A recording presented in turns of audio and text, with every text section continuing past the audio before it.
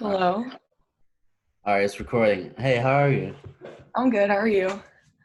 Good. All right, I got So when Sean Fagan interviewed you, you said you'd never ate a vegetable, and I'm calling it. Okay, well, it depends if you count potatoes. Aren't they a carb or Well, I mean, yeah, they're a like mainly vegetable? carb. So that is a funny question. Yeah, anything like green, no. Again, it depends if you count potatoes because that's literally the only thing that I eat that comes out of the ground. I find that weird because a lot of people who are into giving fitness like shit like you and you just how do you get your greens? Apparently, are they that important or are they just not important?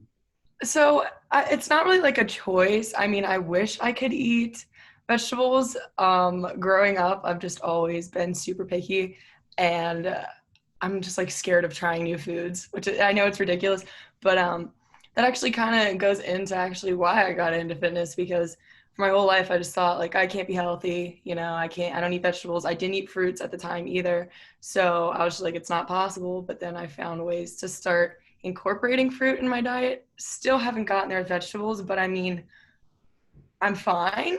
Growing up, I was like, I don't know, am I gonna not gonna grow because I don't eat vegetables? Everyone tells you like you don't have your vitamins and minerals, or whatever. But here I am. Would you be willing to experiment? Like maybe if you ate vegetables, I don't know, maybe you'd start spiking the ball harder. I don't know. Again, I wish, like, I really wish I could. I've thought about putting, like a little piece of spinach in a smoothie because everyone says you can't taste it, but there's just like a mental block there. I put spinach in my eggs. Yeah, I couldn't do it. I guess it's hard. There's certain things I won't give a chance. I won't eat potatoes that I have to cook. I only get them from like a restaurant. And Why? I don't know. I just feel like I always mess it up somehow when I cook it and it tastes horrible. I mean, I just cut them up. I'll put on like some olive oil, a little bit, and then I just do garlic salt and seasoned salt, and that's it. And I put them in the oven, and they're good. Or the air fryer. You should try air frying potatoes. I don't have an air fryer. Well, step one, get an air fryer. Are you a part of the air fryer gang? I mean, I have like a little one. Um, at home, we have a bigger one, but I mainly just use it for potatoes and like some chicken. I'm not obsessed with it. I'm not one of those people, but it does come in handy. I don't know. I think you're obsessed with it. A lot of people with air fryers, they swear on it like it can do anything. I mean, it's good, like, especially with potatoes, if you cut it into fry shape, and then throw them in the air fryer, they're really good. They taste like normal fries, but they're better for you. Hmm. So do you just So when it comes to eating, do you follow have you ever followed like those fad diets or do you just kind of eat how you feel? Um, like when I was younger, my parents were really into keto. Like, I was probably 12 years old and I'm like, I want to be skinnier. And they're like, oh, just lay off the carbs. Like that's what makes you bloat. So I feel like I've tried cutting out carbs when I was younger, but now I just realized like all the fad diets are they're just, they're BS. So I eat like the same things every day. It's all about just finding what works for you and then sticking to it. So Cutting out carbs is a horrible decision for athletes. it's terrible. It's a horrible decision for anyone, honestly. Like, obviously, not every carb is equal, because like clean carbs, like potatoes, that's a prime example. Obviously, that's better than like, you know, cheeseburgers. But yeah, I agree. Cutting out carbs is very stupid. You need it for workouts. How many cheat meals do you eat? Like a week or a month? It depends because recently with quarantine, every meal was a cheat meal. Not gonna lie. I was just so lazy and I didn't have any more groceries. I kept ordering Domino's. But I mean, when I'm like on my normal grind, here and there, I try not to schedule it out because I don't want it to be like too strict. It's just like one day if I'm feeling like I want a piece of pizza that isn't I have my dairy free pizza that I eat all the time, but maybe one day I want real pizza and I'll just be like, you know what, screw it. It's all about moderation. So I try not to be too like strict about it. I have Dairy Queen every Sunday. I love Dairy Queen so much. Oh my God, the Meadows here. I've I've had it. I guess I've only given it a chance a couple times, but I love the blizzards. I don't even think about the medals. So what I get at the Meadows is it's like their version of the Blizzard. I think it's called a swirl, like an Arctic swirl. It's so good. I honestly think the custard is better than like Dairy Queen, just soft serve ice cream. So I don't trust it. That's my problem. I don't like experimenting. I mean, me either, especially with foods, but it's ice cream. You can't really go wrong. Yeah. So when did you find yourself wanting to give advice for dieting and all that, especially on social media? Mhm. So I started my account last year in March or at the end of February. And at first, it wasn't really like, I didn't do it with the intent of giving advice. And even now, I have to be careful because I'm not certified. You know, like I'm not a nutritionist, I'm not a dietitian. So I can only really, it's just I talk about what I do and I say what works for me, and that's it. I can't really go out and I mean, you still can. There are people that sell plans and things, even though they aren't certified, but I don't really feel comfortable about doing that. Mhm. Um, when I started my account, I just wanted like a place to talk about what I was doing and find people that were doing similar things. And yeah, I was also just kind of lonely. Like I was in college and it was my freshman year. I was just like in my dorm alone. So I just figured I'd start my account and here we are. So have you always just been outgoing? Is that just Um, a thing? why do I seem outgoing? Does that the vibe You that very, yeah. The vibe here, like in person and especially on social media. yeah, I mean, I guess I've always just been louder. I feel like I can talk to people pretty easily, but recently I've become more inverted. Was that the word? Introverted? Introverted, not inverted. Um, like I like my alone time. I like my space. I feel like being around a lot of people actually drains me, but I still like to talk to people, and I do think I am. I guess I always have been outgoing. Yeah, that's the answer to your question. Well, social media can be draining, especially with the following you have. Because you have all the trolls coming at you. Not everybody has God. that. Yeah, it can be scary sometimes. There are a lot of weird people out there, but I mean, I think I love it so much. Like I love what I do, and there are times where it gets kind of stressful because I treat it like a job. So even if there's a day where I don't feel like posting, I don't feel like taking pictures, like I just want to lay in my bed, I still have to do it because I have to post consistently if I want to be successful with it. So it can be draining, but it's also rewarding. Don't you have to be careful because of NCAA and social media and money? Yeah. So I've been talking with DJ a lot about it because for a while I just thought that I couldn't do any endorsements or anything. And then I met with him and I actually have like the papers for it right here, like all the name, image, and likeness rules and what you can and can't do. So there are certain like requirements you have to meet. And basically the big one that I'm struggling with right now is it can't be like athletically related, which is hard for me because fitness, that's my niche, whatever. So um, that's been tricky, but I've just been trying to like work more with brands that aren't related to that, which again is hard because that's really what my account's about. Well, aren't they all? Well, what counts as athletic related? That's the question. So like they put out the NCAA puts out these guidelines and it's just like here, that's it. And how you interpret it, you know, it is what it is. And you kind of just take the risk because I could get away with doing certain things if no one reported it, but it's like, and then if it was reported, then it goes into an investigation, and then the NCAA decides what they think of it. So it is really tricky because, in my opinion, I don't think that me working with a lifting gear company has anything to do with being an NCAA athlete. It's not related. You don't have to be an athlete to put on a pair of leggings and a sports bra, you know, but it's like, do I want to risk it? You know, Right. do I want to risk getting caught and then losing my eligibility? Like, it's just not worth it. And plus, the rule's supposed to be changing soon. So, Yeah, I think they should just say these are grown women and they should be able to get paid if they want to get paid. you know, pay off the student debt. That would be really nice. But I mean, I don't understand how it's affecting them of you getting paid. They're already making millions off of you.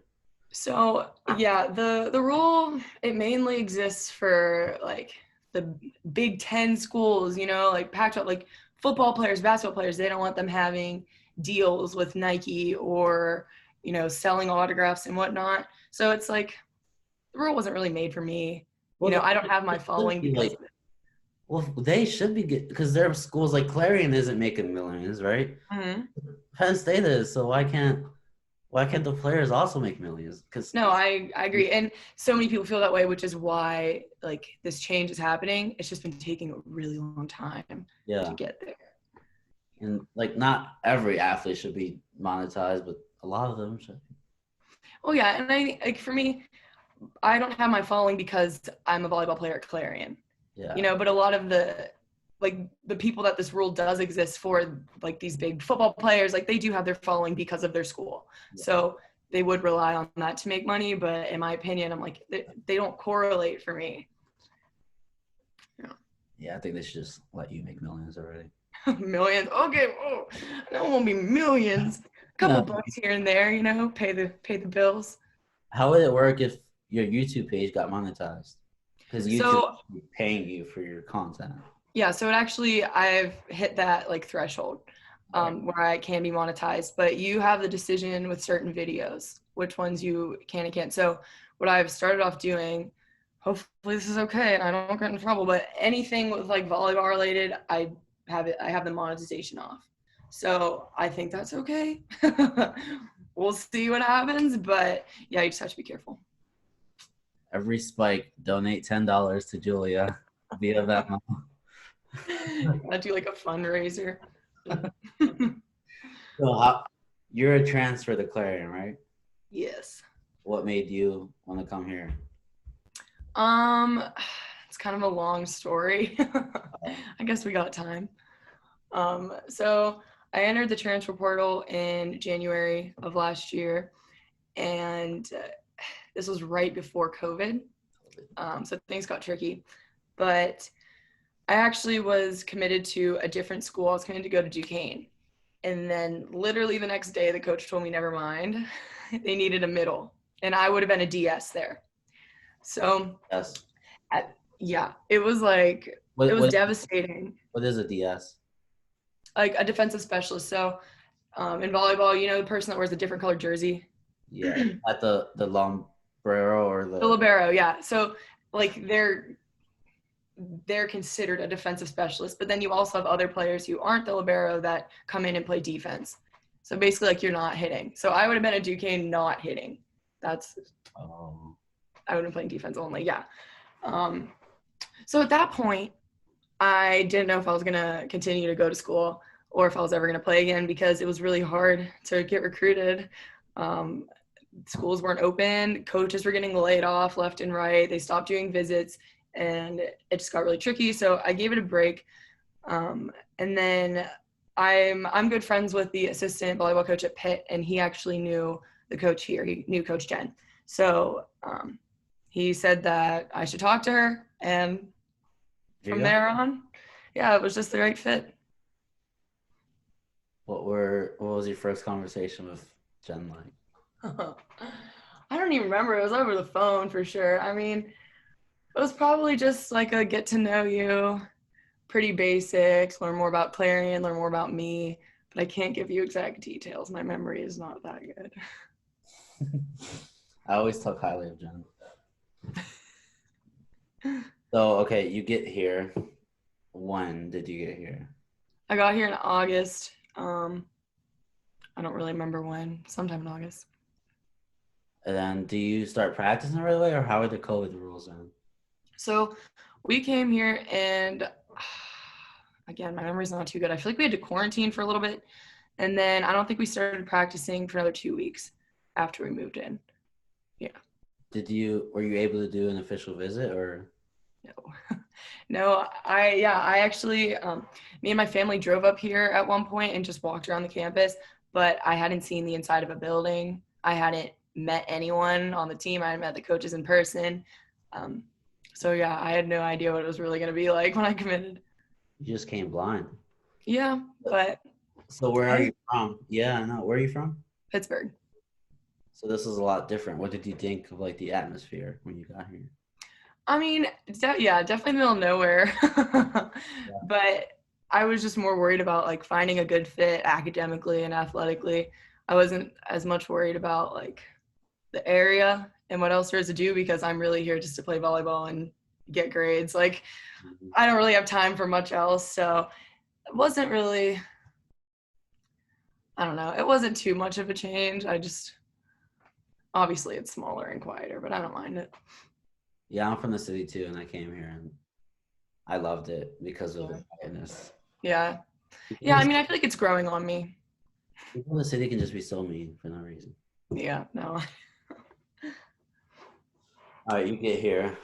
So you say you don't really have time. What do you do for fun? I watch Survivor. So, do you want to be on that show one day? I want to. I really do, but my biggest concern is like bugs, and sometimes they'll do a challenge where you have to eat like live cockroaches and stuff like that. I don't even eat lettuce. I'm not gonna be eating a roach. So What was yeah, that that's how I show? feel. Fear Factor. I used to love Fear Factor. That's terrifying to me. Would you do Like it? They offered you $1 million right now. no. I guess you couldn't take it, but you could. There was a 2016 an Ohio State wrestler won the Olympics. You get $1 million when you win, but he had to put it in a trust fund until he graduated. Yeah, there are ways you can get around it. Like if they know that you're not getting the money immediately and if it's kind of being held, but that also just gets, it's like sticky. You know, there's so many rules and you have to be so careful. He won the Olympics. Let him buy himself a truck. Yeah, that's awesome. All right, so rewind again. When did you start playing volleyball? So my sister played first. I have an older sister, and when she started playing, I was 6. So that's when I was like around it, and that's when I started just like messing around with the volleyball. But I wasn't on my first team until I was 9. So did you play all year round? Is volleyball all year Actually, round? what'd you say? Can volleyball be all year round if you make it? Yeah. So for high school and middle school, for me, our season was in the fall, but then you have club volleyball, which literally starts right after high school or grade school, whatever ends. And then that will go depending on how long your season is, because it just depends what tournaments you go to, but it can run till like May or June. So basically is year round. And that's what I did. I started playing club, which is travel. Yeah. And then right after that, I got into grade school volleyball. Yeah, because that's kind of how wrestling works. It has a season, Mm-hmm. and right after the season, your school will have a club, or you go to the club, and then you can try out for high school as a try out for the junior world teams, and then college guys will go to the Olympics for the Yeah. team, and it's just this nonstop circle. Yep. No breaks. I think that's how all college sports are they? I mean, yeah, for most, if you want to be good at it, you got to do it year round. So do you? So you're constantly practice. Are you staying here over the summer and practicing, or? Not over the summer. I should be going home, I think by May 8th. I've been staying to work, like to work other games. But when I'm at home, that usually the summer is like when I play the least. In the summer, I really just try to focus on lifting and getting strong. And then I'll do like, hopefully this summer, I'll do a couple sand tournaments here and there, like doubles. But other than that, I don't really have much opportunity to play. Do you take like the powerlifting approach to lifting, or what do you do? What do you consider the powerlifting approach? Like lifting based off, RPE. I don't know if you use that. So and then So, just lifting heavy, like 3 to 4 reps, and yeah, I'm not much of a maxing out type girl. yeah. I like to keep it between like 8 and 12 reps. Here and there, I might try, just depending on like how consistently I'm doing it and if I want to try and go for like a PR. But yeah, I try to keep it like moderate reps and push heavy. Do you think? What do you think the difference is between doing that 8 to 12 to 3 to 5? I just feel like my chances of getting hurt would be higher with a lower rep range. And also feel like it's more like ego lifting. It doesn't feel like a normal workout. I just feel like because of since I started lifting, it was all athletic based, and I feel like that's the way that we just went about it was more reps, and that's just how I like to do it. obviously, like I said, I'm not a trainer. I'm not certified, so I don't really know all the technical differences, but I just like to do it that way better. Would you like to be a trainer? I feel like For I feel like it would fit my brand, like that would really be good, but I'm just so bad at science and I can't bring myself to get good at it. And that's the thing, like I don't know if I could actually do a PT course and not hate it. what do you mean by you're not good at science? I'm not good at it. I'm a comm major. Right. What do you I want to just do with that? What'd you say? What do you want to do with the calm? I would like to just keep doing social media. I mean, that's the goal for right now, is just see where that takes me. Comm was just a good major. I picked it like before my freshman year, so I didn't have like my social media or anything like that. I just picked it because it's broad and you can do a lot with it, and also because it doesn't require math and science, which is what I'm bad I agree. at. No, I see you're into the vlogging. I mean, you could probably get into some videography. Yeah, I do like vlogging. Literally, I have my camera right here. It's fun. Like, I like talking to the camera. I'm trying to get better at doing it in public because that's hard. It Yeah. is really hard to walk around with a camera because people think you're crazy. Mhm. Um, I I think, mean, well, tell me if I'm wrong, is the hardest part posting it? when I post a video, like a YouTube video, I don't watch it. Like I don't go back and watch it. Because I watch it a million times when I'm editing it, and then once it's out there, I'm just like, ugh, I can't see it because then I'll probably find something that I don't like or that I wish I didn't put in there, and then I'll get all worked up about it. So yeah, I would say that posting is probably the hardest I've made a lot of vlogs that's never seen the light of day. part. Yeah, I get that. It does take a lot. I mean, when I first started my YouTube channel in October, it took me forever to post the first video. Like I had it ready for weeks and I just couldn't Mm. muster up the courage to put it out there. I hate my voice. And Me too. I feel like people don't really want to see my face. Okay, well that's a little harsh. I mean, I feel the same way sometimes too, but it's like too damn bad. You're gonna watch it. You're gonna watch this shit. No, I made a vlog traveling to some tournaments for wrestling. Mm-hmm. They're out in public. People liked it, I guess. You're all lying, but it's weird just because I have a gorilla pod with my Yeah. camera and you're holding it. Yep. Camera's heavy, so I'm just holding it. It's kind of weird. I don't know. What No, kind I of have camera do you have? I have a Gorilla tripod too. I don't know where it is, but those What kind things of I love. camera do you have? Um, this Sony? it's a Canon. I think it's Okay. EOS M50. Okay. So it's like specifically a vlogging Right. camera. I love this thing. I used to have it was a Canon Rebel T3i. That was my first camera. I got when I was like 12, but that wasn't good for videos. So, Yeah. Yep. I started out with Nikon, then Sony, now Canon. I think I'm yeah, still yeah, I like Canon. That's all I've had. recommend Canon. They do the best with their colors, the color science. Yeah, No other camera compares. yeah. No, I agree. So I'm sticking with it.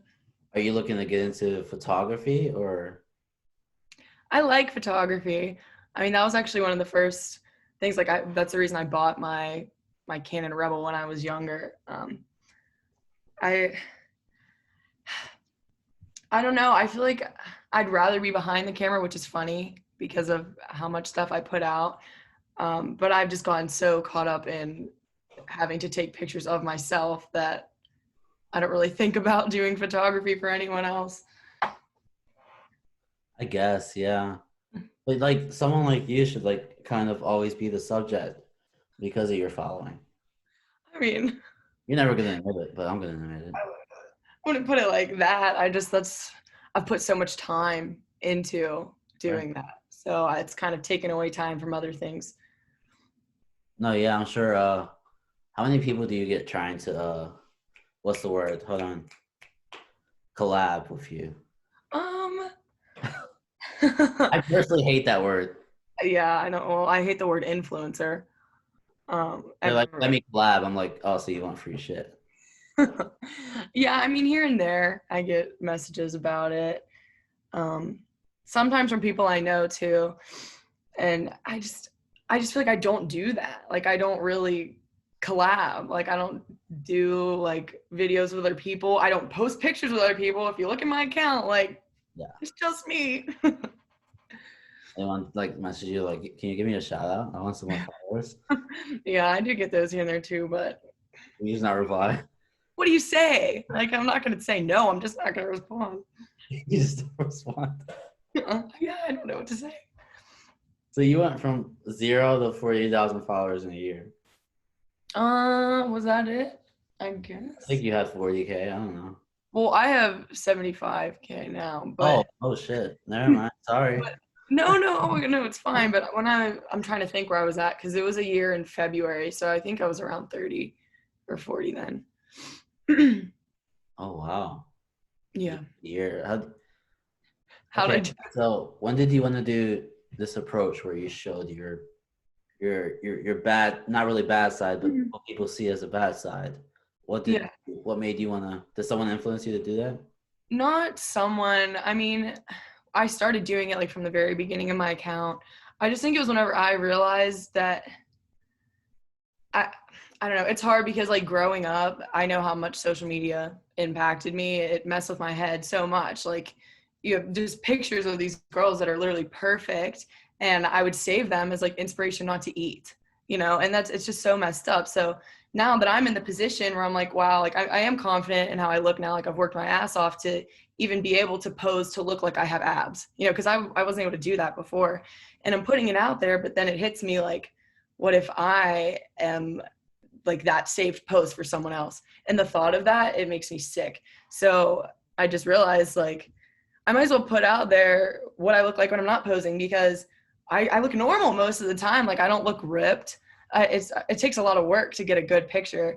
So yeah, I just thought why not put it out there because if it can help someone, it's a no-brainer. And even though it's not the most comfortable for me and it is very scary to just be like, here you go, here are all my flaws, like Right. here's a picture of me where I know I look bad. It's hard, but again, I said earlier, it can be rewarding, like having someone message me and say, you have impacted me, like this has made such a difference, I feel so much better.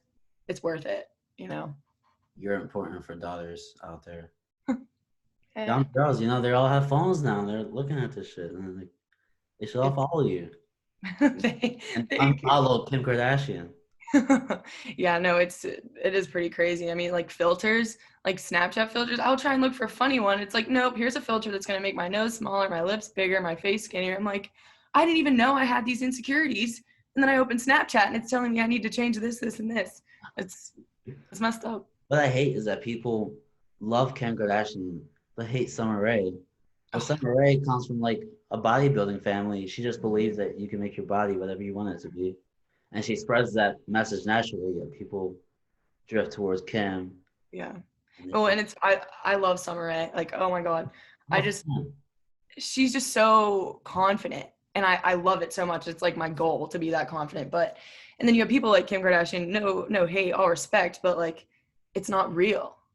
It's so like it's only the top 0.1% of people can even Yeah, afford to make themselves look like that. But I agree. I don't know why people drift towards that. It's just very like unrealistic. she's just Summer Rae's just well, people don't know. People don't want to study you. They just want to judge you. Yeah. And I was like, one day I was like, let me study her, and I watched her talk, and I didn't know she came from a bodybuilding family. Mm-hmm. Bodybuilders just love their bodies, Yep. and I think it's pretty awesome. No, I agree. I mean, I think that's the message that should be spread is like you can obviously genes and everything play a part and like you're not going to be able to look exactly like someone else, but that doesn't mean that you still can't look as best as you can. It's about you. It's about what you put into it, the consistency, the effort, and I think that is like a way more important message than going and getting surgery, and I agree with you. So okay, so there's people who get shamed for maybe being heavier, right? But on the other side, there's people who get fit shamed, and I'm sure that happens to you a lot. Where people be like, "Oh, you think you're all good because you work out." Does that happen a lot? Maybe not like that. I would say a better example would be like we were talking about, like the pose versus not pose pictures. I've had people give me crap for doing that because I'm in shape, and it's like, oh, or that's hypocritical of you. You put so much time and effort towards your body, yet you're trying to be like body positive. And I'm like, there's no, I don't know. It's nonsense. People are you're gonna get hate for whatever you do. But I would say that's just like the best example is people telling me I shouldn't be doing that because I'm not heavier, which is just, it doesn't make sense to me, but you can't change people's minds all the time. No, you gotta ignore them. Yeah. I saw you post all those hateful messages you got. I was like, I felt so bad for you.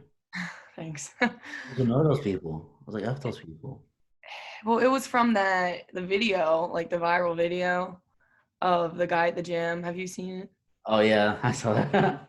Yeah, that was what it was from Yeah. because I posted that on TikTok and I wasn't expecting it to get 20 million views, but it did. And then more people started reposting it, like news accounts started reposting it. Like I was on the freaking homepage of Yahoo. It was like Tiger Woods and then me. I was like, what the hell is this? Like, why am I there? But that brought in more hate than I've ever gotten in my life. And it's intense. Like I had days where I had so many people telling me to kill myself, to die. I know where you live. I'll be around to deal with you.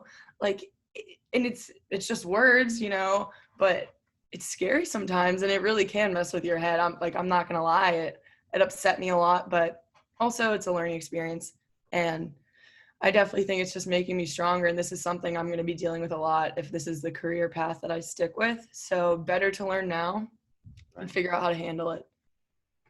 Yeah, and that experience I feel is gonna let you talk to other people about going through it. Mm-hmm. You know, no one wants to hear from someone who doesn't understand. Yeah. And then No, when you you're right. understand, you can talk to them. Yeah. The social media is only getting bigger. These girls are getting more followers, and it's like the hate stands out more than the love. I don't know why. It's like the hate is the cool thing. Kevin Hart said a whole speech about this, how hate is cool. Yeah. Why do you think that is? Why do you think people just like hate is cool? Like, he said an example, like he was like, we could be talking about movies right now, right? Just talking about some movie, and some random dude would be like, I hate it. Like, won't even get an example, or dude or girl, they just won't even give an example, and someone else would like agree, yeah, I hate it, maybe Yeah. laughing. Why do you think people? Why do you think people shift to the negative? Um, Deflection, like insecurity. I think a lot of times people would rather find like flaws and problems in other people, other things, like I said, to deflect from themselves. I think it's an easy conversation starter. If you're looking for a reason to bond with someone, find someone to hate. Like, and obviously that's messed up, but I just think that's how it is a lot. And it shouldn't be that way, but I think it's like an easy out a lot of times. I realize when the conversation is just hate, as I'm getting older, I'm starting to drift away from those people. Yep. They're always gonna be around, but like you start to notice, like that's not cool. Yeah. Well, and it's the same way just about like your outlook on life. I feel like I'm also drifting away from people that I've always been friends with. Just like I can't deal with the negative energy. Like if everything that you talk about is just complaining, you know, I hate this, I hate that, I hate my job, I hate my classes, like it affects me. You know, you are like the people you hang around. If that's what's constantly being thrown at you, that's what you have to listen to and talk about, like it weighs on you. So I agree. That's something I'm trying to distance myself from because it's very easy to complain. And that's another reason why people do it, because it's easy to hate. It's way easier to do that than to actually be like very kind and loving. So I agree. I'm trying to keep positive people around. It's hard to do because like the negative stands out so much. I get shit sometimes because people are like, you post the same things all the time, but right. So I try to post positive things. There's not so much positive out there. So like I'm just constantly reposting Kevin Hart posts, right? Because he's so positive. And I have the same people I repost because there's not much positive out there. Yeah, no, I agree. I feel like within the fitness community, like there is a lot of positivity from fellow people that are doing the same thing. You know, like you usually don't get, I've never had an experience where I've had another girl with like a fitness account comment hate towards me or message me. That's just rare. And that's another reason that I like started my account, and I'm very thankful I did, because I've just met like so many really positive people through it. And it sucks because it's not in real life, but it has been really good, because especially with social media, I just really enjoy watching the stories of the people I follow and seeing their posts, because a lot of it actually is positive and inspiring, and people that are in the same mindset, you know, they don't want to be dragged down by a bunch of negative crap. I love the people who only post inspired things. You know David Goggins? Yeah. He's intense, but everything he posts is inspiring in a way. It's a bunch Yeah. of cussing, it's a bunch of blah blah blah, but like Inspiring though.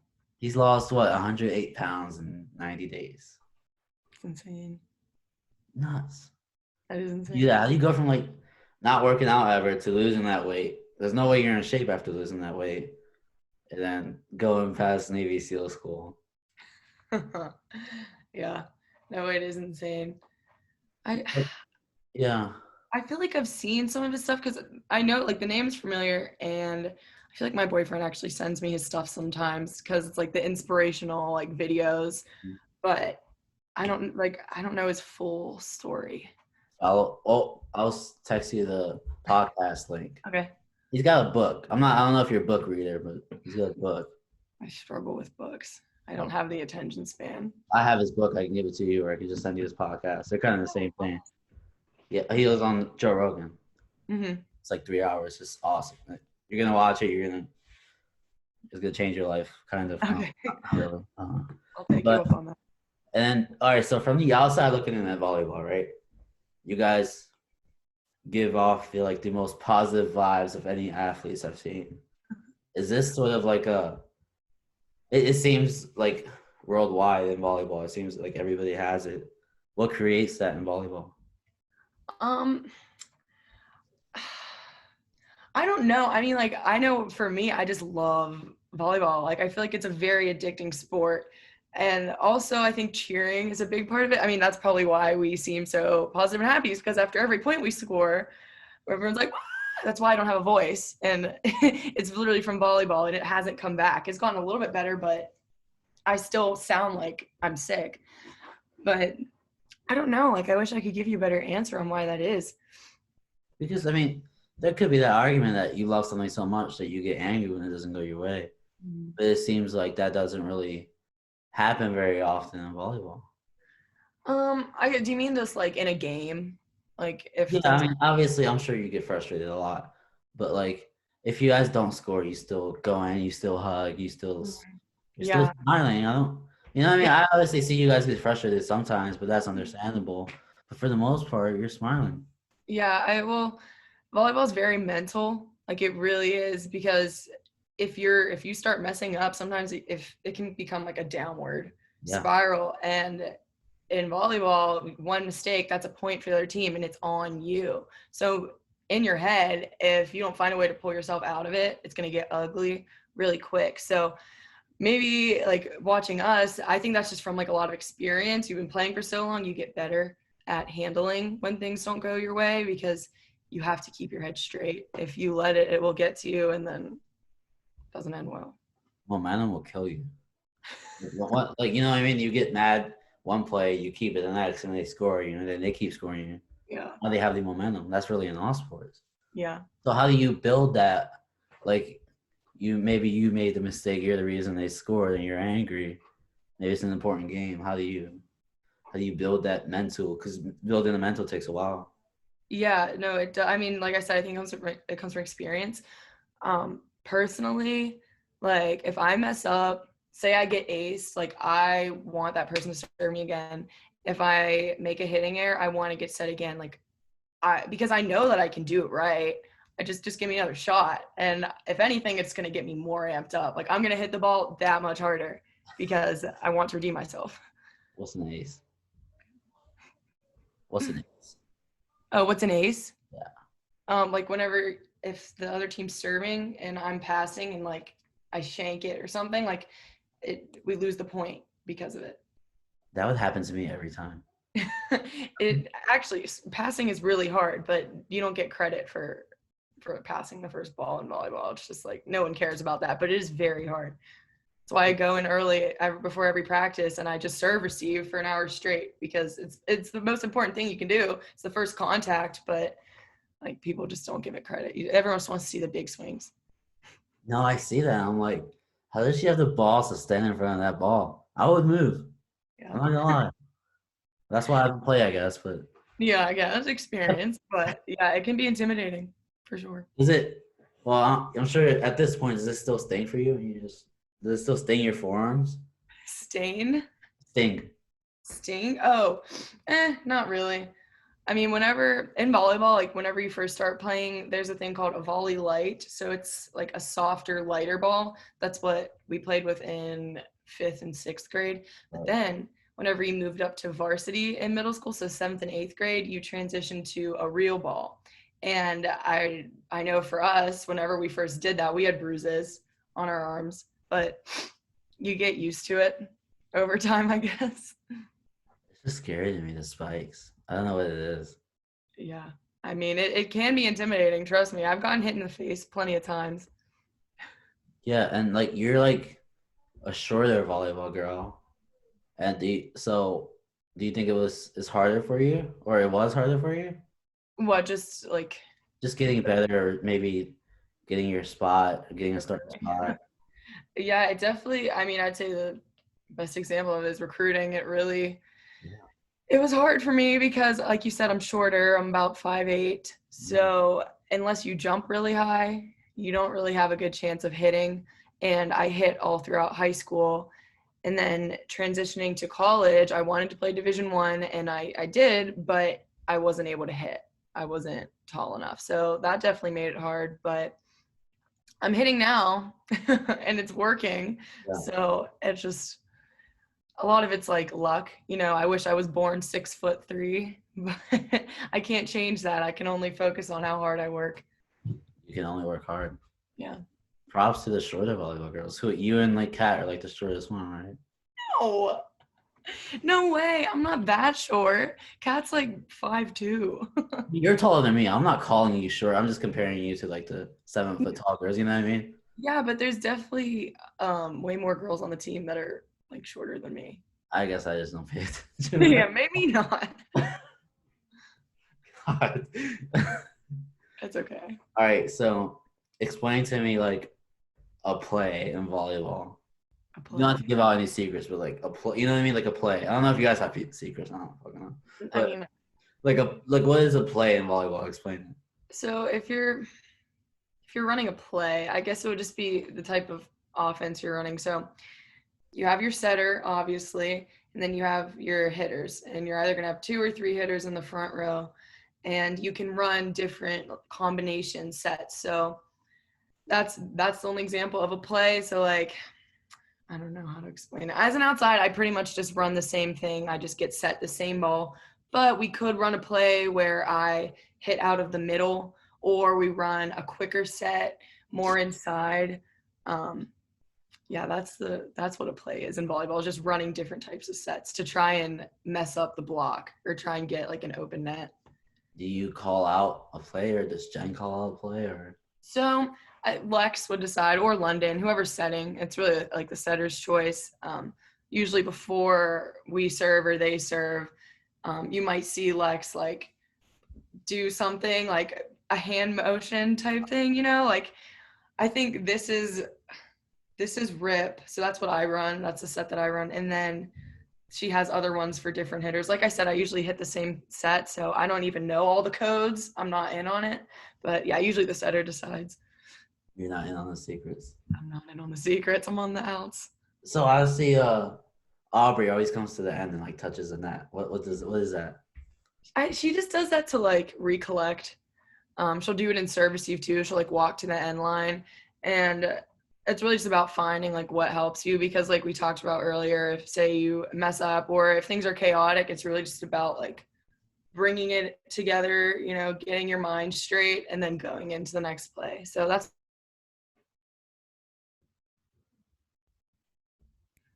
Oh, you froze. My bad. Uh-oh. Where did it cut out at? Oh, you're good. Can you hear me? Yeah. All right, cool. All right, so recollecting. All right. Yeah. So that comes to you learn that from your coaches, right? So what I've seen is that Jen seems to have a lot of wisdom, and Oh that yeah. not everybody has that. So what effect has she had on you? God. Oh my God, I can't say enough good things about her. On and off the court. Like she's just awesome. Every day, like she just wants us to get better. She puts her absolute everything into every practice, every game, and also even when we're not playing, like she's in the office. And outside of that too, she's always reading these books, like these books about winning and being a champion. And just she believes that she has so much room to grow as a coach and she wants to learn more. And that's something that I take from her. Like that inspires me to want to get better. I know that I have so much room for improvement. So just having someone to look up to that also has the same goal in mind. Like she just wants the best for us. So having someone there to help and be that inspiration, like a role model, like I said, I just can't say enough good stuff about her. She seems like she is that. I love her so No, much. especially for women in college, I feel like they just need that woman with wisdom. Yep. Well, and That's also the ability to be able to make relationships outside of volleyball too. I think she does a really good job of that. Like, I know I always just go into the office at this point. I'll just sit with her and John and talk for forever. And that's really important because a lot of times, especially in college athletics, like the dynamic between coaches and players isn't good. And I know a lot of people that have had really bad experiences with their coaches. So being able to have people that you can go to about the sport and also other things, it's a blessing. And something I do not want to take for granted at all because I know people that have had terrible situations. yeah. So you were going through a hard time on social media, like people just threatening you and stuff. Did you go to her for that? Yeah, a little bit.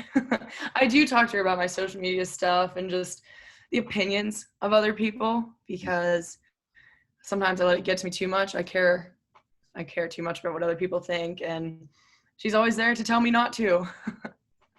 And just focus on myself. I know I have my goals, like I know why I'm doing what I'm doing and just accept that and don't think about the other stuff. How about John? How does he react being surrounded by women? He handles it pretty well. Does he? You I guys give love him him a hard too. He's time? just great. You guys give him a hard time? We mess with him, yeah, here and there, but he likes to goof around. Right. Well, that's good. It is good. That's- so you're moving out soon. Does college volleyball have an off season? Um, Summer, I guess. I Like, mean, like we have our competitive season in the fall, and then in the spring, that I think we'll have like a couple tournaments in the spring, but we still practice and stuff.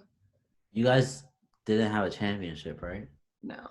How'd that feel not having an end goal? Especially for college athletes, like that's Yeah. it. Like like even if like I don't know, I feel like everybody just wants a national championship.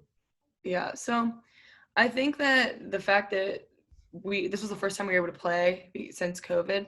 So I hadn't played in over a year, and the same with these guys too. Yeah, our seasons ended at the same time. So I think that personally for me was enough like motivation because I was just so excited to be back. And obviously it blows not having a championship. Like I want to win. That's why I'm here. That's why I play. Like I want to win. But then also I understand that there are like those opportunities ahead. It's not like I was graduating. I still have the fall and then obviously next fall too. So the end goal's still there. It's just a little bit out of sight. But also, like I said, I was just so excited to be back. Do you plan on using your red shirt? No. No. I'm actually graduating early. Like I'm technically academically I'm a junior right now. So I'll be graduating December 2022 as soon as the fall season's done and I just don't think it makes sense for me to stay an entire extra year when I don't need the schooling or I don't want extra schooling basically. Nobody wants that. I Hmm. hope nobody wants that. I don't think so. I mean, it'd be different if I was doing something that I wanted a master's in or just more credits, but like at this point, I don't even know how much I'm going to actually use my degree. Obviously, I'm learning a lot from my classes and I'm definitely going to be using that, but my actual physical paper, I don't really know if it's going to, come to use or not. We'll see what happens. I don't think no one's gonna give a shit, especially on social media. No one's asking for your diploma. That's the thing. I mean, what I'm doing, a lot of people drop out to do. Yeah. Yo, you're right. Um, what was it? I follow this videographer. Do you follow Peter McKinnon? Mm-mm. Follow him. He's Oh, the yeah. best. The best videographer. He's on YouTube, but he's the best videographer in the world. Really, best vlogger in the world. He's a videographer who started vlogging. He has the most subscribers of any vlogger out there. Really, who is also a videographer. So his content is like professional, and he's making it all. And what was I getting to? Shit. Well, all right. Drop Follow out? him. Huh?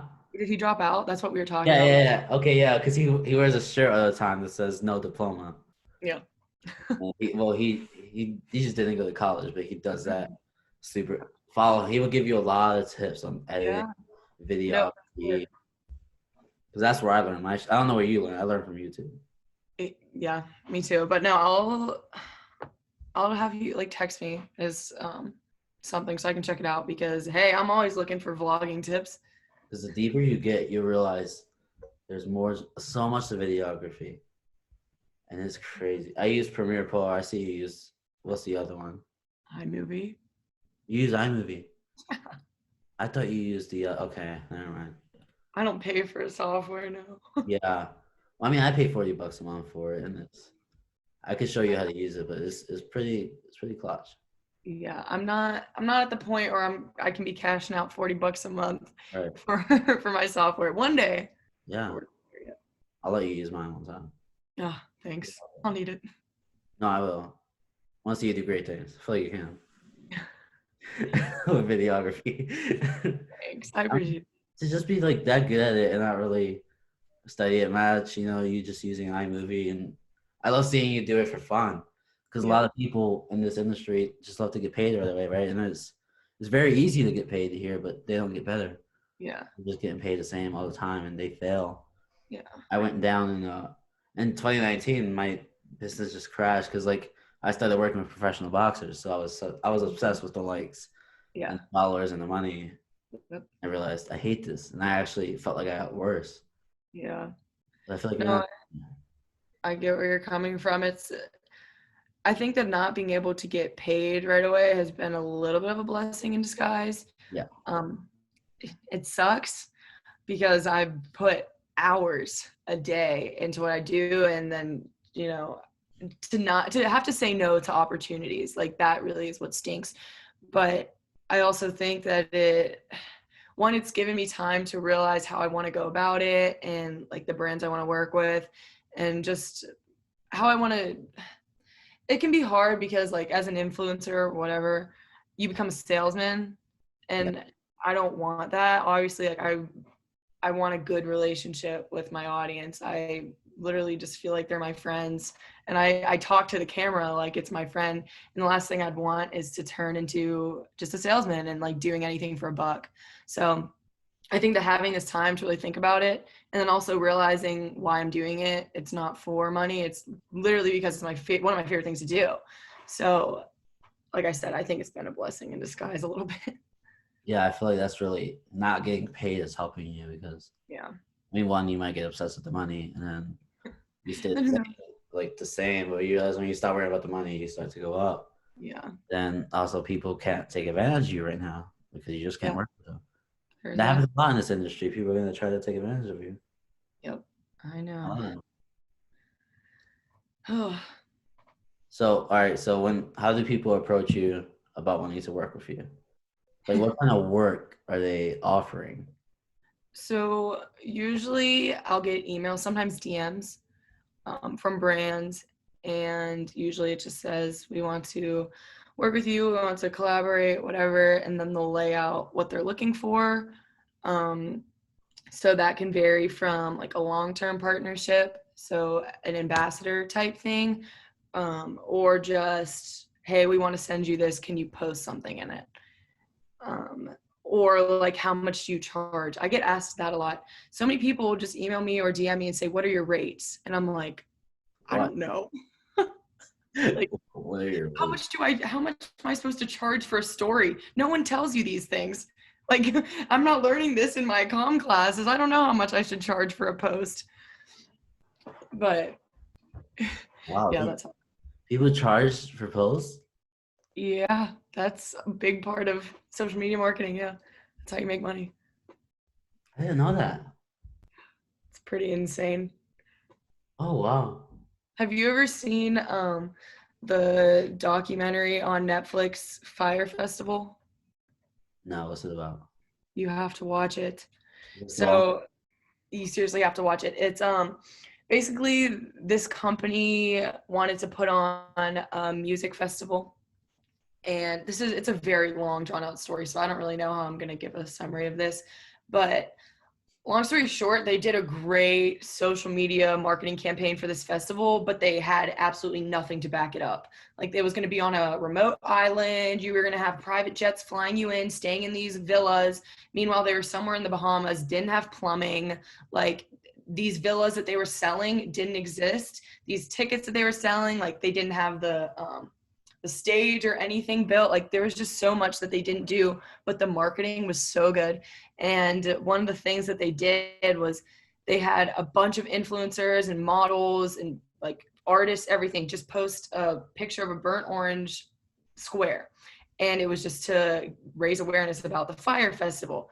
Kylie Jenner, or maybe it was Kendall Jenner, it was one of them, got paid $250,000 to post it. $250,000 just to post an orange square on our Instagram feed. Just to post. Yeah. And when I watched that, I think I was in high school, so I didn't really know that I wanted to work in social media, but I was like, that's insane. Like, think about how cool that would be, just to get paid to post. And it really is insane, but you have to watch it. It's such a good documentary. I'm gonna write it down. Hold on. Fire Festival, and fire is spelled with a Y, Fyre. FYRE Festival. Yeah. Yeah, it's on Netflix. I'm gonna watch it tonight. Yes. People get well. This is like I'm on YouTube because I eventually like I don't really care, but like I eventually do want to get paid because I want to work for myself one day. Like Yeah. I want to be free. So, and I saw Joe Rogan got paid $100 million to do this to talk for 3 years. To just freaking talk, and that's not even counting his sponsorships, which is probably double that. It's insane. It really is. Like, the opportunities. You can do anything. Like you see these things, and you see these people what they do, and then you feel like a piece of shit when you're complaining about, you're not getting your way. Yeah. And when you're young, it's just weird because you're just always lost. Yeah. How often do you feel lost? Now, not so much, but I mean, going into college, I had no clue what I wanted to do. Like I said, I picked comm because it was broad. I literally picked it because I did not know what I wanted. So yeah, for a long time, it was something that was very stressful, thinking I don't know what I wanted, what I want my career to be. How am I going to make money? And now having an idea of that, I feel like it takes away from feeling lost because I have a plan in my mind and I have goals that I want to reach. Now, the way to get there, it doesn't always go how you want.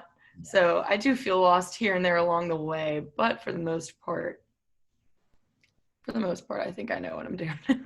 Yeah, I feel like younger people just need to come out and like talk about like not your feelings, but how you're feeling. I feel like there's a difference, and like just because like you can't really explain that. Well, someone who hasn't gone through what you went through can't really, and maybe someone else younger than you, your age is going through what you're going through, and they need to hear that.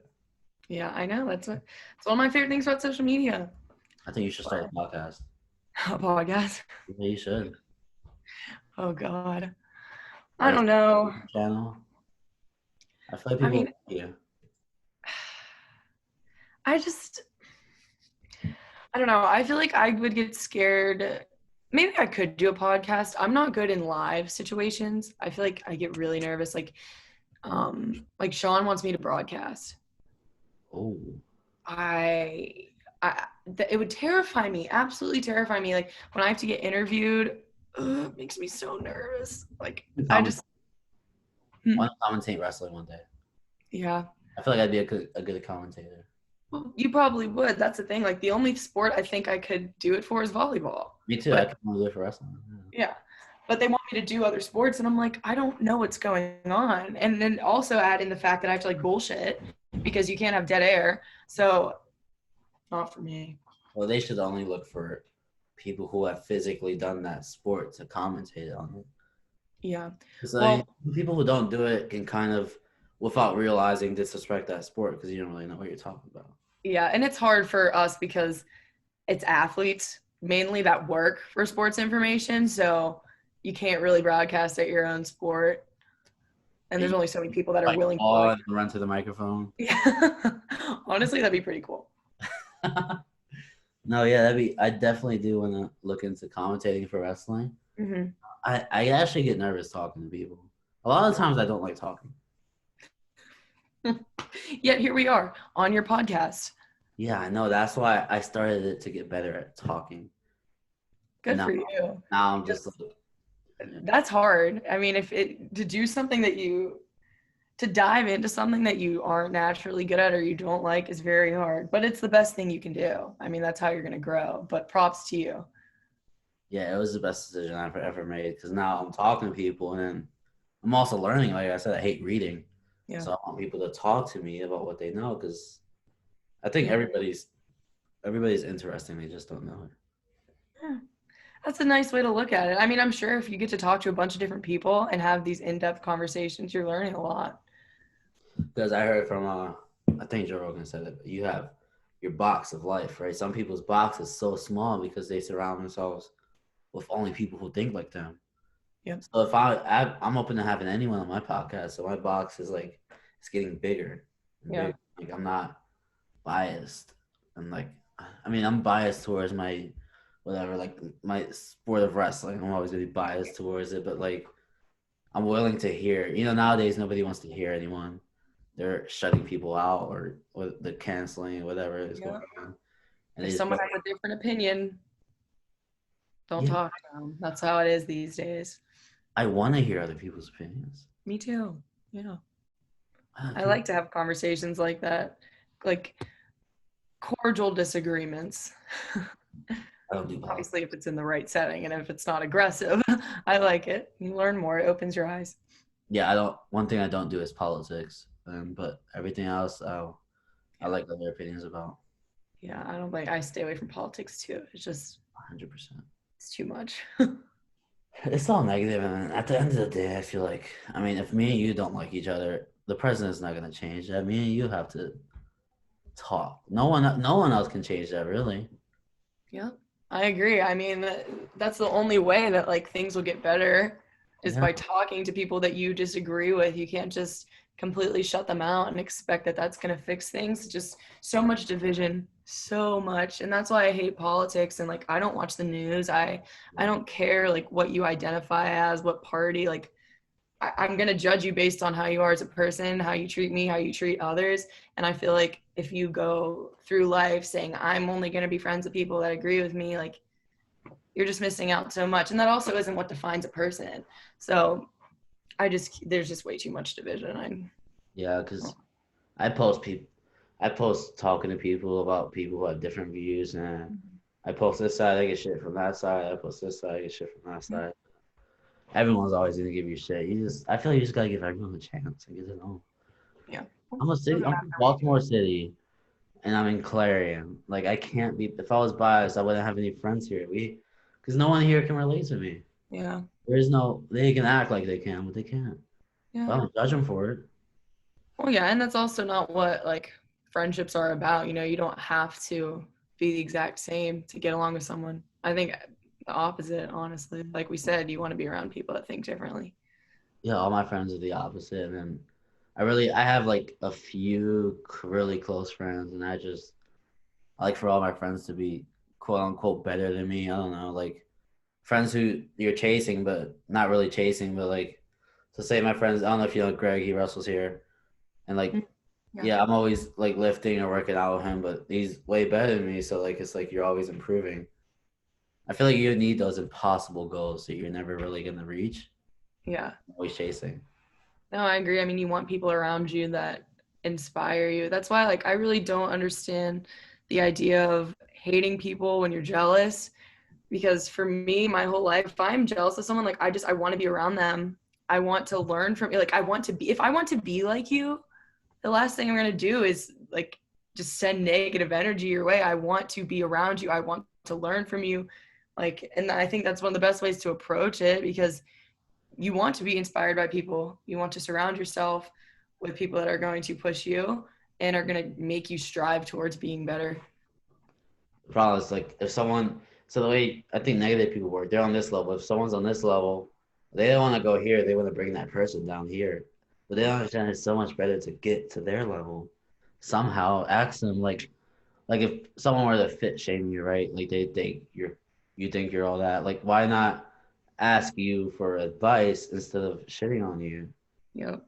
No, I agree. I mean, that's how I think. Sadly, the majority of people don't think that way. And it comes back to being easier to hate. It is way easier to just Yeah. shit on someone and talk about them for what they do because it makes you uncomfortable versus just like literally just paying attention to yourself. And Just it's worry not, about you. yeah. I feel like some people don't realize it. Like, say if a girl were to saw you in the gym, maybe she has those insecurities, and maybe she feels like you wouldn't help her. So instead, she just talks bad about you to her friends. Yeah. But I feel like deep down, a lot of people want to ask you for advice, but maybe they're insecure. Yeah. And I mean, and it's not even just like, I just feel like at the end of the day, if you put that energy, that the same time and energy that you put towards like crap talking other people, if you just put that towards yourself, like it's just so different. And I feel like it's such a wasted opportunity, you know, and you don't even, in your example, like this girl wouldn't even have to come up and ask me for advice. Just focus on yourself. And Right. that's like the best thing you can do is not worry about me, just worry about you. Like, seems pretty simple, but That's why what you're doing is so important because information is the best thing in this world. If you don't have information, you have nothing. mm-hmm. You want to start social media. If there was no information out there about how to get better at it, it's gonna be a lot harder for you. But you can go on YouTube and find someone who has a legit social media, and there's gonna be someone out there talking about it. And they're I giving mean, that's information. how I learned a lot of stuff is from YouTube. Like that's how I learned how to lose weight. I learned what a calorie deficit was, and I literally had never known that that was a thing until my freshman year, and it changed my life. So there's so much information out there. There's so much for free. You know, you just gotta look Hey, for it. yeah. That's the main word. A lot of people complain about prices about things, but everything's free. I don't take photography or videography classes. It's all YouTube for me. Yeah. No, there's so oh my like YouTube. There's so much. You literally can learn how to do anything.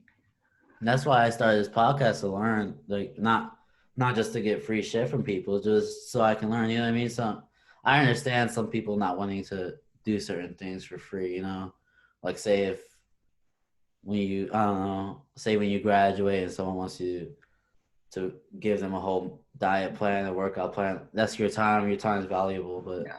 just giving someone a few tips or, I mean, you're giving it out for free on YouTube and Instagram. Yeah.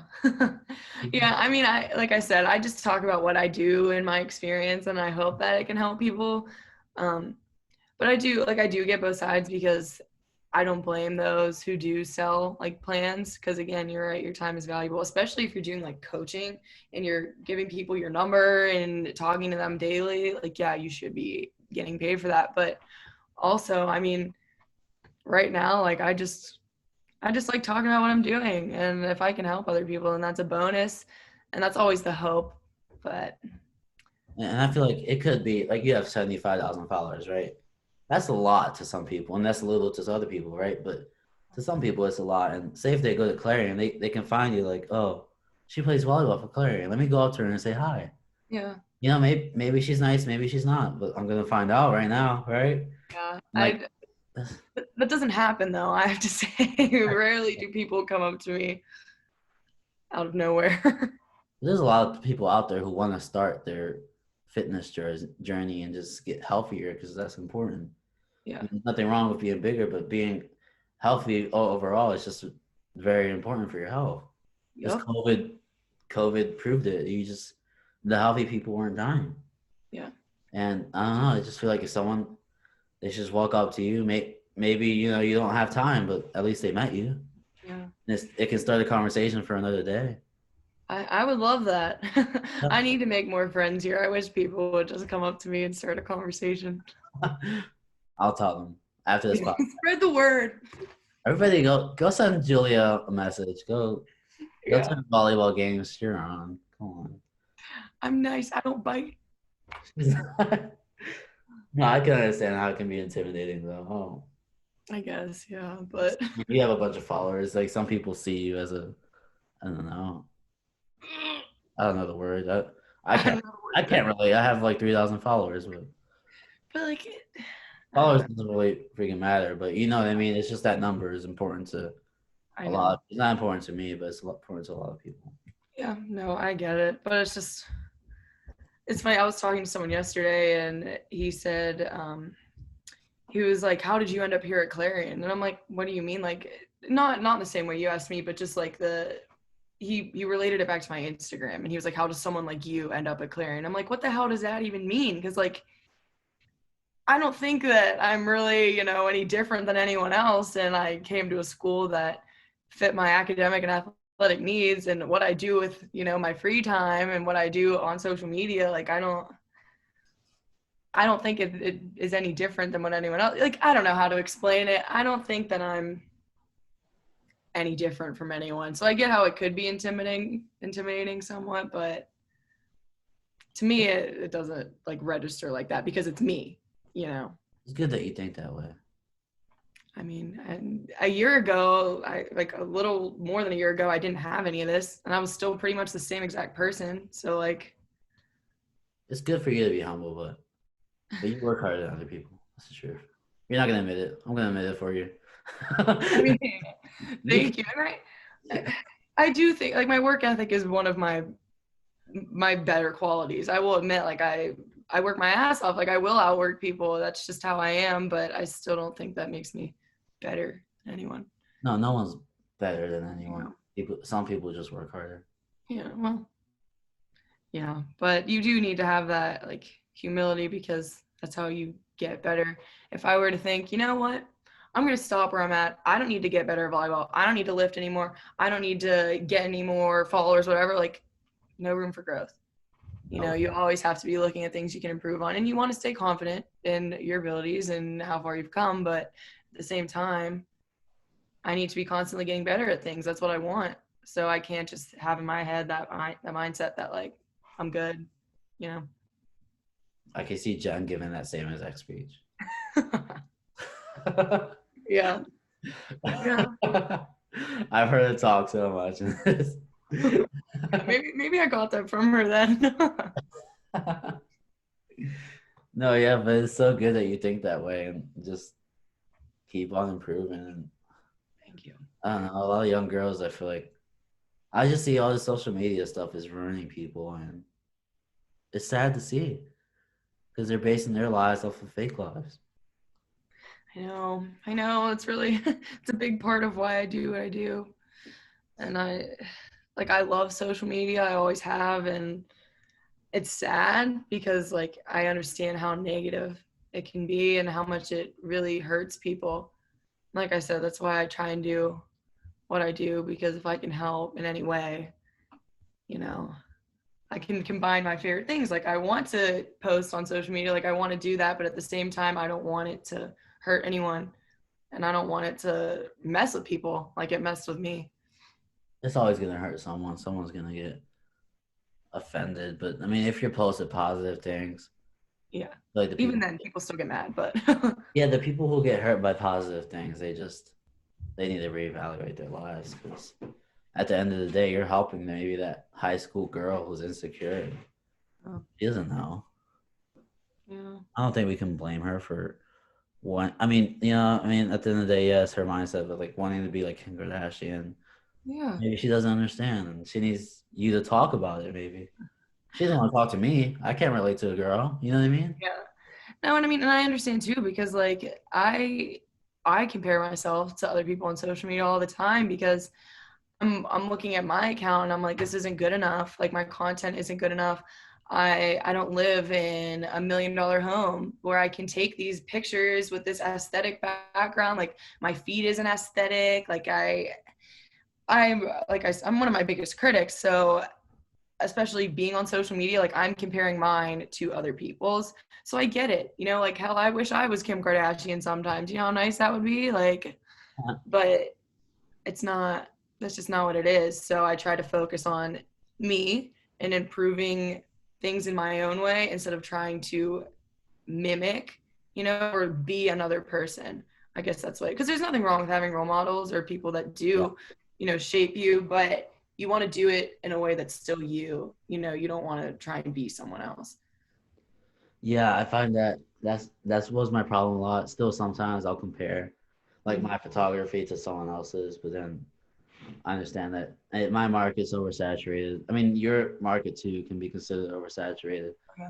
and like it's just there's so many different styles. There's not really some things that's right or wrong unless you're giving horrible advice, right? But Yeah. well, and how do you define horrible advice? And that's all complicated. But I'll find myself like looking at like I told you Peter McKinnon, his vlogs and how good he is, but I'm like, oh, he's been doing it for 15 years. I've been doing it for like two. Yep. And you find yourself comparing, and then you lower your standards, and you try to mimic them. But when you try to copy someone, you can't do it because they put the work into it. You can't do it in a day, and then your stuff just looks like shit. No, exactly. I've learned the hard way.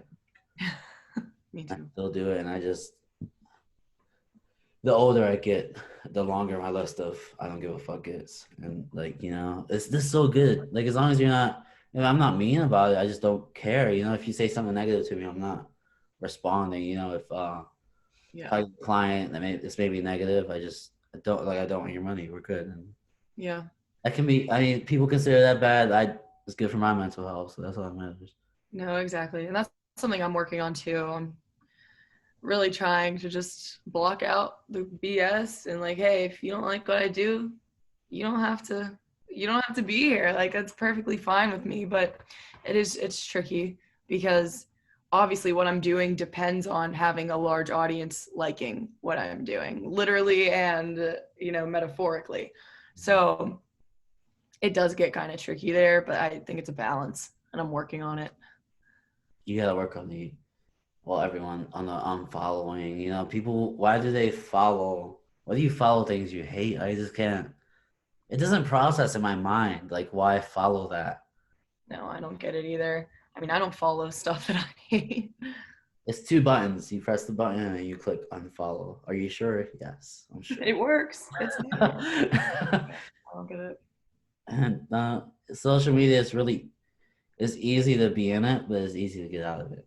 Mm-hmm. And No, like I agree. It's something someone, I say. Sorry, you I can think go. they need more people like you to just talk to people and be like, you gotta stop giving a shit about the negative. Yeah. Don't throw the hate back. Just ignore them, man. The problem is when the hate gets thrown back. Imagine if you responded to every negative comment. Yeah. No, I know. And it is tempting. Sometimes it is tempting. And sometimes I do respond and I give these people more time than I should. But it is I just try and think about like that person is probably really going through something. Yeah. Like if you were taking the time out of your day to type me a message and send it, yeah, like you have to have something going on that is sad. And they want a lot of times they do it for response. And if I were to entertain it, they'd be winning. So as much as it sucks sometimes, just got to bite my tongue and just let it go. That's good. So you can get a lot of people only respond to the negative, and they need people like you. At the end of the day, people are gonna. This shouldn't be the case, but people think that your voice matters more because of your following. Shouldn't be the case, but that's the reality. Yeah. I don't know if you know that or not. I mean, I don't, it's just that you have more people listening. That's all. Yeah, yeah, that's the point. And then they think you're following sort of gives you credibility in people's eyes, right? So I don't know, it's hard. It is. It is hard. Like starting, especially when you start something new, because like I started my main photography page has like the followers, and then I started one on the side for my podcast, and now I wonder sometimes are people really listening because it's only got like 400 followers right now. Mm-hmm. Are people listening? Are they not? Sometimes I want to post it on my photography page, but I'm like, I can't do that because I need to keep it photography. Yeah. Now I feel like that would get tricky having multiple accounts. I have 3. Yeah. Like That all different, like yeah, kind of different niche type things. because I didn't want my sports photography to be included with my like weddings and shit. It Yeah. just didn't Yeah. it didn't feel right for me. So I made a new account, and then it's kind of my personal account, but I have another personal account that really only promotes my podcast Mm-hmm. because I want to post people's faces and like their names, and I can't do that on my photography page because it just Yeah. doesn't. When people go on there, that's what they want to see. But, Oh, I get it. I feel like that'd stress me out. I get anxious very easily. Yeah, I feel that. So you go home over the summer. What do you get into immediately? Oh God, I'm sorry. I'm in a group chat, and if this starts going off and my computer just keeps going off with text, is there a way I can actually mute it? Yeah. All right. Scroll with your mouse to the upper right. Mm-hmm. Those 3 lines. Yeah, Click on that. Scroll up, and you can put on Do Not Disturb. beautiful. Oh my God, thank you so much. That drives me insane. I didn't know how to do that. Okay, It'll turn on automatically after 24 hours. clutch. Thank you. Yep. So I go home for the summer. First thing I do, I don't know. When I'm at home, and I feel like my main thing is just working out, and I base my day off of that because it's usually the first thing I do, and then also filming that is a very big part. So my days pretty much will revolve around when I'm going to work out, when I'm going to edit the video of that workout, and then when I'm going to take a picture to post. And then if I have YouTube on top of that, am I filming that day? If not, there's a fat chance I have to edit. So that's what mainly I'm going to be doing. Hopefully I'll see some friends here and there, family, but mainly those things. Good. And you're in Pittsburgh. Yeah. I'll be traveling there a lot. Well, wait, what'd you say? Am I traveling? I'll be traveling to Pittsburgh a lot for just photography, video shit. Got you. Yeah, I'm like 15 minutes outside of the city. Like I'm not in Pittsburgh, but yeah. So I'll be around. A lot of opportunity in Pittsburgh. I noticed. Yeah. It's a cool place. I love it. But yeah, like I said, you should look into just Premiere Pro. Look into it. Okay. I know being pro college student is hard. Like Yeah. I said, I'll even give you information on my account. Thank you. I want the best for you, so you can check it out. Because I started with iMovie, but there's just so much more you can get into, and then it's easier but harder at the same time because everything's separate. And I'm still, I mean, I suck at videography. My thing's photography. But yeah. No, I mean, I definitely want to learn how to use another software because at some point, I mean, it'd be nice to step it up. And I pretty much just learned iMovie like on my own. I just do the basics. My editing isn't anything crazy. Who knows? Maybe even one day I'll pay someone to edit my videos. yeah, I mean, a lot of pay you to edit. yeah, a lot of people who are like really busy with like they got constant things going on. They'll pay people to edit. But then I guess that can get tricky because you gotta make sure the person edits to your style. Yeah. So, but I notice a lot of people who do that. They pay their close friends who's been working with them, so they kind of have like minds, I guess. Yeah, a lot of big YouTubers do it. I mean, when they just have so much else going on. I know. Do you know Emma Chamberlain? Yeah. So she's like very famous for YouTube. She got famous off YouTube, and now she has millions and millions of followers and subscribers. Like she's been on magazine covers, like, and it all started from just YouTube. But she has a very specific editing style that a lot of people actually copied. like she kind of started it. And so a lot of teen girl vloggers, they all edit like her. But I remember she's also, well, she was friends with like James Charles. Like they would always hang out and do vlogs and stuff. But I remember watching a video of them one time, and he was saying like, oh, like I'm glad you got an editor because I know how much that was making your life worse, like editing. I guess she would literally spend 13 hours a day editing a video, and it would drive her insane. And I'm like, I just can't even imagine. But then also having the resources to be able to get an editor, that's nice too. It's crazy what YouTube will pay you. It's like it's nuts. Like they will as long as you follow the rules, they're going to monetize you. Yep. And I mean, I don't look at that too much, but I hate looking into like the money thing when you start because obviously, I mean, I'm not even close to being monetized. So me looking at it now would just fuck with my head. Yeah. I mean, it's not bad to like look ahead, but I get what you're saying because you don't want to fixate on that. But I don't know like the rates. I don't know how much people make per what, but the people that are big, they they do well. It's per minute's watched, right? You get it. I'm not sure. I don't know if it has anything to do with like I feel like watch time probably, but It's got nothing to do with subscribers because you need watch time. yeah. I've seen it's per minutes watched, and then but on top of that, it matters if you follow the rules. Do you know the Nug Boys? Yeah. Yeah, they're hilarious, but they get millions of views, And they get to but they don't get monetized because they don't follow. I mean, they obviously don't care, but well, and they make so much money from other stuff. I mean, just their merch line alone. I know, like my boyfriend's obsessed with them, obsessed. So, and we were actually just talking about this the other night. And he bought one of their shirts, and he rarely like spends money on clothes or anything, but it's literally just because he loves them. He just wants to support them. He's like, please take my money, and he knows they're making millions, but like, he just wants to support them. he's what? I'm guessing he's 19, 18. He's 20. Funny. Okay, yeah. Usually, like, they're so I'm still a big fan, but like the younger, when you're still partying, like they're the guys, because they're the guys partying and they're filming it all. Yeah. But it's crazy how they make a million. It shows that you can make millions, whatever. If you like doing something, you can make money. It is And that crazy. with pranks and like with shitty cameras, just doing pranks. And the guy Steve, he wasn't even on YouTube. He was just on Instagram drinking, so he wasn't making money. Yeah. He got famous drinking. I've seen him. I've seen him chug a whole bottle of it because I don't watch them like regularly, but Yeah. it's insane. Do you know who Bradley Morton is? Yeah, he's hilarious. So he DM'd me, and What did he say? so Raw Gear. Do you know Raw Gear? His company. Yeah. They just dropped a women's line, and they wanted me to be an athlete for them.